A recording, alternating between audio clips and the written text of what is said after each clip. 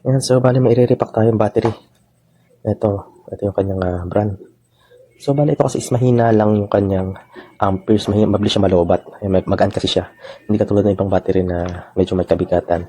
Nabuksan ko na rin to, titingnan ko kung ano ang laman sa loob. Ito yung kanyang laman sa loob. Yan, kung mapapansin nyo nga rito is 5 cell lang siya. Yan, 5 piraso lang yung battery niya. Tapos meron pa siya nakaabang dito na battery. Ayan, na wala naman laman.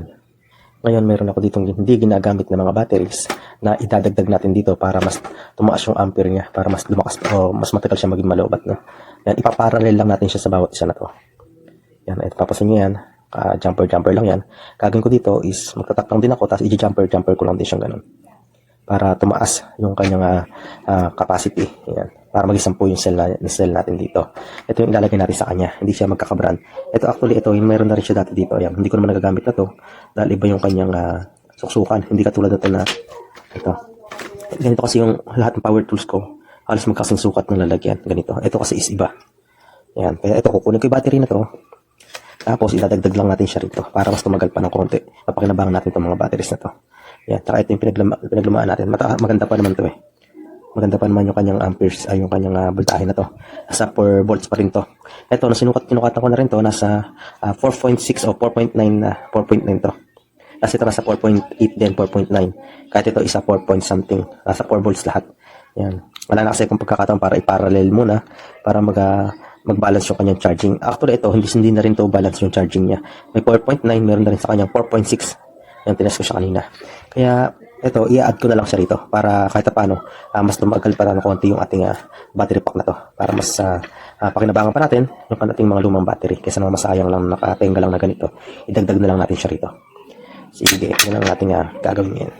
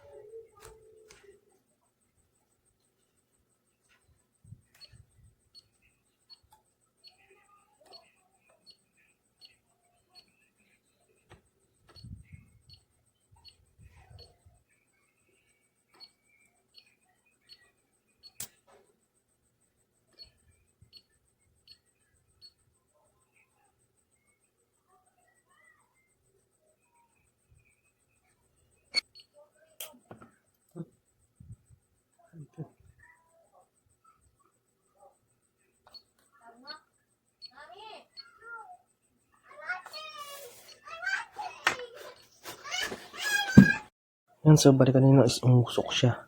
Gawa nga ng yung push, hindi ito no, kung bakit sinusunog siya rito. Yan, bali kasi nabakbak yung dito, something nabakbak dito kanina. Nabakbak dito kasi ito negative na agad to, kaya ito mayroon dito na insulator, yan, na sunog. Kaya ginagawa ko, yung pagitan ng positive at saka ito negative na to eh. Ito mayroon tong insulator eh. Lalagyan ko na lang siya dito ng tape para iwas na rin sa ground or sunog. Ang sunog na rin siya kanina eh. Kaya hindi tayo pwedeng tumigil dyan.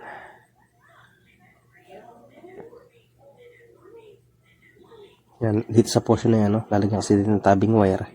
Lalagyan ko siya rito ng insulator para iwas na rin siya short. Yan. Diyan tatama yung ating insulator, yung tabing wire. Yan. Yan, magkakat na akong tabing wire. tabing wire na yan. Para ito hindi mo kumulit positive kasi agad yung negative agad kasi ito. Para iwas na rin siya sa grounding. Yan, so bali nangyari na natin battery nga pala kasi siya ng ating blower. Yan. So bali lumakas talaga yung hangin.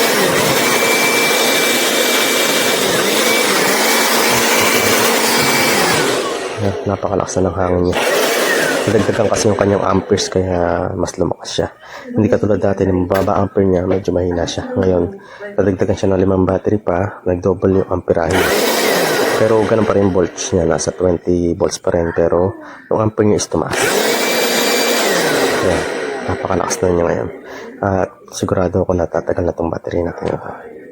Yan, ganun lang guys. Thanks for watching.